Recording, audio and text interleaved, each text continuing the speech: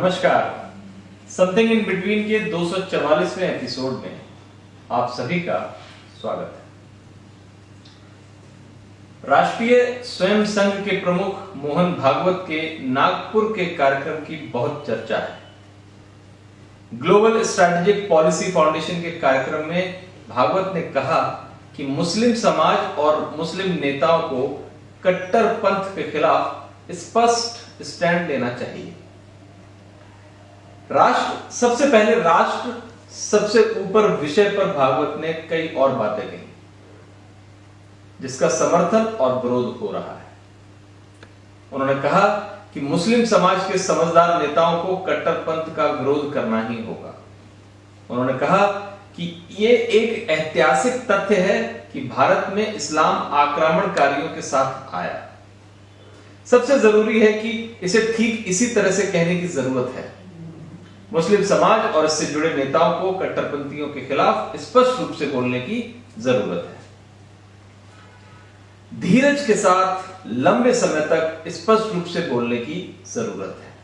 यह बेहद लंबा और मुश्किल इम्तिहान होगा, मगर इसे जितना जल्द शुरू किया जाए उतना ही अच्छा होगा। अभियान जितना जल्द शुरू होगा, समाज को उतना कम नुकसान उठाना होगा। अब सवाल उठता है कि इस मुद्दे को इसलिए खारिज कर देना चाहिए कि इसे उस संस्था के प्रमुख ने कहा है जिस संस्था पर मुसलमानों के खिलाफ वातावरण बनाने का आरोप है, या फिर इस्लाम और मुसलमान में कट्टरपंथ की समस्या पर समय रहते चर्चा जरूरी है। चर्चा इसलिए शुरू नहीं होनी चाहिए कि इस आशय की राय या इस आशय का बयान संघ की ओर से आया है। जाहिर तौर पर इस्लाम में कट्टरपंथ एक समस्या है। पूरी दुनिया इस समस्या से जूझ रही है। इस्लाम का यह कट्टरपंथ दुनिया को फिर से पाषाण युग में पहुंचाना चाहता है। ऐसे युग में जहां खासकर महिलाओं के लिए कोई न्याय नहीं है। ऐसी दुनिया में जहां न्याय और विचार के लिए कोई जगह नहीं है। कट्टरपंथ एक समस्या है, इसे स्वीकार करना होगा। शुतुरमुर्ग की तरह हम रेत में गर्दन दबाकर आसन्न खतरे और समस्या की अनदेखी नहीं कर सकते। अब जरा इस्लामिक कट्टरपंथ को भारतीय परिप्रेक्ष्य में देखें। अफगानिस्तान में हुए हालिया सत्ता परिवर्तन पर भारत के एक वर्ग के रुख की विवेचना करें। यह सच्चाई है कि मुसलमानों का एक धड़ा कट्टरपंथी आतंकी संगठन तालिबान के साथ खड़ा है। मुश्किल यह है कि मुस्लिम बुद्धिजीवी सीधे सीधे तालिबान की आलोचना से बच रहे हैं।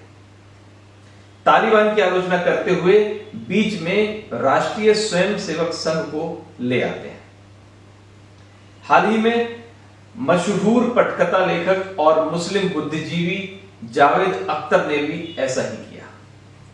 उन्होंने तालिबान की आलोचना तो की, मगर इस संगठन की तुलना राष्ट्रीय स्वयंसेवक संघ से कर दी। ठीक ऐसा ही वक्तव्य दूसरे बुद्धिजीवी और मशहूर शायर मुनव्वर राणा का था। उन्होंने तो तालिबान शासन की तुलना भारत के शासन से कर दी। कहने का मतलब है कि मुस्लिम बुद्धिजीवियों ने सीधे तालिबान की आलोचना नहीं की। कहीं संघ की आड़ लेकर तालिबान के लिए नरम कोना अपनाया, वह भी तब जब तालिबानियों की बर्बरता किसी से छिपी नहीं, महिलाओं के प्रति द्वेष किसी से छिपा नहीं। संघ को लेकर कई आपत्तियां हो सकती हैं, उसके हिंदुत्व पर लंबी चर्चा की जा सकती है।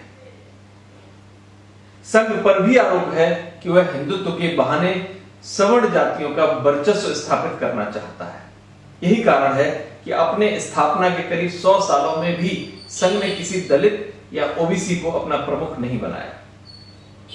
संस्था पर मुख्य रूप से ब्राह्मणों का ही वर्चस्व रहा है। संघ गौरक्षा के नाम पर हो रहे हुड़दंगाई या फिर बड़े पैमाने पर हो रहे मॉब लिंचिंग पर ठीक उसी तरह साफ स्टैंड नहीं लेता जिस तरह मुस्लिम नेता और बुद्धिजीवी मुस्लिम कट्टरपंथ के खिलाफ साफ रुख नहीं अपनाते।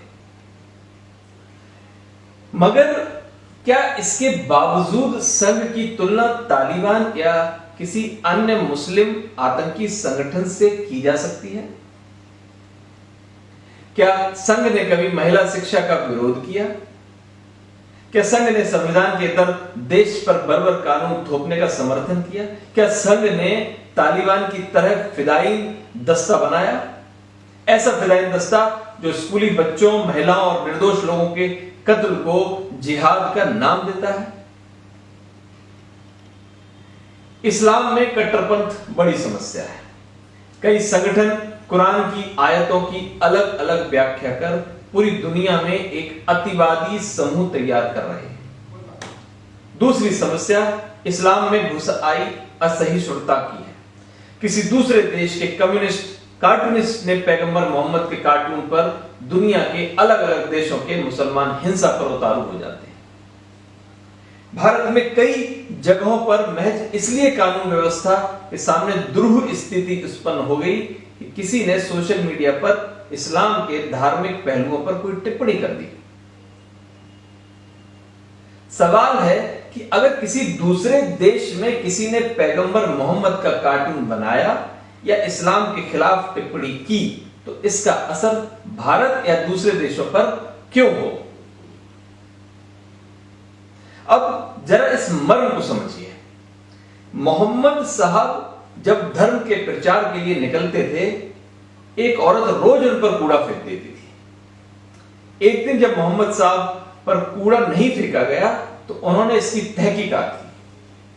पता चला कि कूड़ा फेंकने वाली महिला बीमार है।